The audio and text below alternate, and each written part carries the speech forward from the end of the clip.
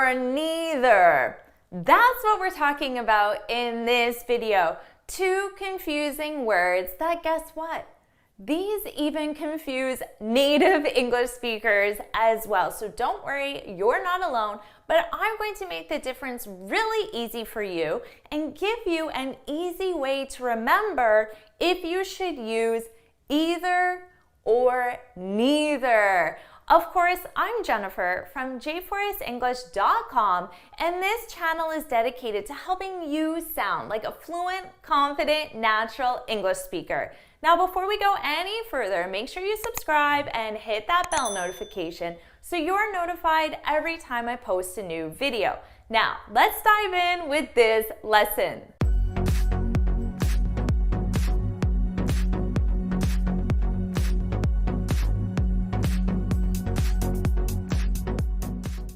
Either or neither. Do you know what the difference is? If you do, stop right now and put it in the comments. Even if you don't, put it in the comments what you think the difference is, and then you can compare it to the end of the video and see how much you learned today. I'm going to make this explanation real easy for you, and by the end of the video, you'll feel confident using either and neither in sentences. This is definitely an area I see lots of mistakes with, but not just with non-native English speakers. I see this with my friends, with my colleagues, with native English speakers as well. So don't worry too much about this, but I will make it easy for you to remember. Now, before we go any further, I just want you to know that the pronunciation is flexible. So you can say neither, neither, either, either. Okay, there's no difference. I might even change them throughout the video. If I do, there's no difference at all. I tend to use either and neither, and that's generally what I hear being used in North America. With that said, let's talk about the difference between either and neither, and let's start with either. In terms of structure, it's going to be either noun or noun. And we use this structure when we're choosing between two options. It's really important that it's only two options. We don't use it with three, and we don't use it with four. We use it with two options. Let's take a look at an example. Either Mike or John will help you. So as you can see, we have our structure either noun or noun, right? Now, in terms of meaning, both of these situations are possible. It's possible that Mike will help you. It's possible that John will help you. Now, it's important to note that it's only one person that will help you in the end. So in the end, you will have Mike or John. Either Mike or John will help you. So let's take a moment and practice now that we know how to form a sentence using either or. So pause the video if you need. Think of an example. Remember, the structure is either noun or noun, and then the rest of your sentence. So think about what your sentence is and then put it in the comments below. Now, before we move on, let's talk about different sentence structures using either. Now, it's definitely possible that the nouns, Mike and John in this scenario, the nouns have already been identified, okay? And if that's the case, there are some other sentence structures that you can use. In fact, there are three possibilities. They mean exactly the same thing. So let's say that our nouns have already been identified. So I could say, Mike and John are in the office today. So we already set the context that Mike and John are our nouns, right? I don't need to repeat that information. So I could say, Mike and John are in the office today. Either one will help you. Notice here, either one, okay? Of course, either one is Mike and one is John. I don't need to repeat those nouns because I said them at the beginning part of my sentence. In this case, I can simply say either one will help you. Now, remember I said there's 3 different choices of sentence structure. I could also say either one of them will help you. So notice here, I'm just adding of them. Of course, the them is Mike and John. You got this, right? Okay, our third choice is I could say either of them will help you. So what am I doing different here? In this case, I'm simply dropping the one, right? So all 3 of these choices mean exactly the same thing. You can use them interchangeably. There's no difference at all. Remember, these 3 choices are used when the nouns have already been identified. So now take a second, take your example that you already use and change it so you identify the nouns first and then follow this structure. Remember, you have 3 different choices, so practice using all 3 and put your practice examples in the comments. Now let's talk about neither.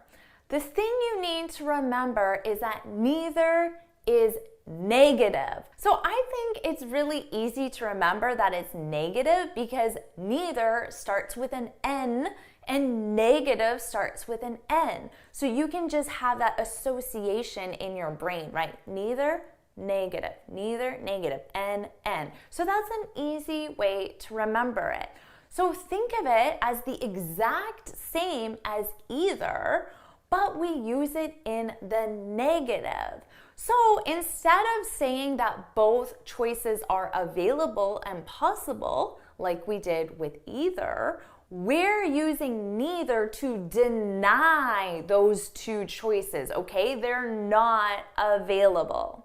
Now there's one important change that we need to make, and this change is definitely something that native English speakers forget a lot, okay?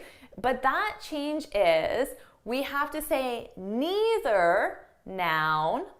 Do you know what I'm going to say next? Do you? Put it in the comments if you do. Neither noun nor noun. Now, again, I think this should be easy for you to remember because you just put an N in front of or, right? Nor. N, negative. Neither, negative. So use that brain association. I think it will be really easy for you to remember it that way. Neither, nor, okay? So let's take our original example with either and put it in the negative with neither. So pause the video, think about that, and put it in the comments. What would our original example be with neither? Put it in the comments. Of course, it would be neither Mike nor John will help you. I don't know why they won't help you, but they won't. Because remember, neither is negative. So we're saying those 2 choices are not available. So you can think of it as you have 2 choices, right? John and Mike. John won't help you. Mike won't help you. Neither Mike nor John will help you. Now, the same 3 different sentence structures that we saw with either are exactly the same for neither. So in that case, it's really easy. We just change either to neither. But remember, it's negative, neither, negative. So pause the video, think about what our original examples were with either, and put them in the comments with neither. Did you get them in the comments? Hopefully you did. So remember, we need to put the context and identify our nouns. So I could still say Mike and John are in the office. They can still be in the office, but they're just not willing to help you, okay? So Mike and John are in the office. Neither one will help you, right? Neither one will help you. What are the 2 other choices? Put them in the comments. Neither one of them will help you. Or our third choice, neither of them will help you. Not very nice, Mike and John, are they? Okay, so by now you feel really comfortable with either and neither, right? But let me give you one more scenario before you go, because it's an important one. And this is an area that I see native English speakers make mistakes with, okay? So let's imagine you're talking to your friend and they just randomly say, I don't speak French. I don't speak French, okay? I don't, negative. I don't speak French. Now, how can we answer this using neither? I don't speak French. What would I say as my answer? Neither do I. Neither do I, because it's negative. I don't speak French. So I'm matching my answer with neither because neither is negative, okay? Neither do I. Now, there's a more casual, informal way that native English speakers answer that, and we simply say, me neither. Me neither. That's a little more of a casual way, but I say it all the time. Neither do I is, the formal way. Me neither. I don't speak French. Me neither.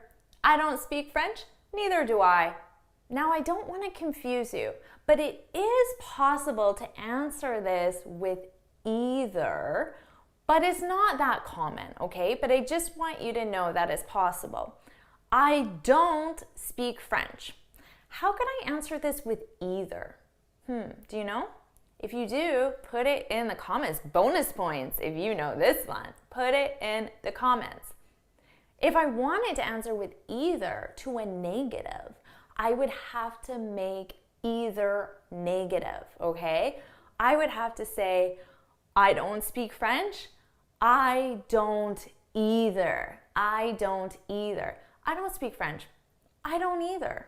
In this case, there's only one possible answer. So that's definitely a possibility. It's just not as common as saying, me neither. Neither do I. But remember, negative statement, you use neither to agree with that negative statement. I don't like coffee. Neither do I. Now, before you go, just one more bonus thing, okay? Now, imagine it was a positive statement, okay? And my friend said, I speak French. My answer would be, me too.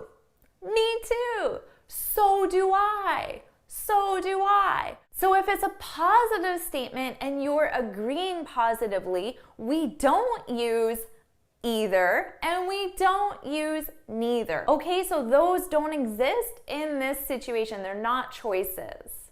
All right, awesome job. Now you know how to use either and neither. And let me tell you, right now, your knowledge is probably more advanced than many native English speakers. So awesome job today. If you found this video helpful, please hit the like button, share it with your friends, and of course, subscribe. Now, before you go, make sure you head on over to my website, j4isenglish.com, and download your free speaking guide. In this guide, I share 6 tips on how to speak English fluently and confidently. And until next time, happy studying. All right, way to go. Now you know how to use either and neither. Woohoo! Don't stop there. Check out this video. And don't forget about this video. And make sure you subscribe. And until next time, bye.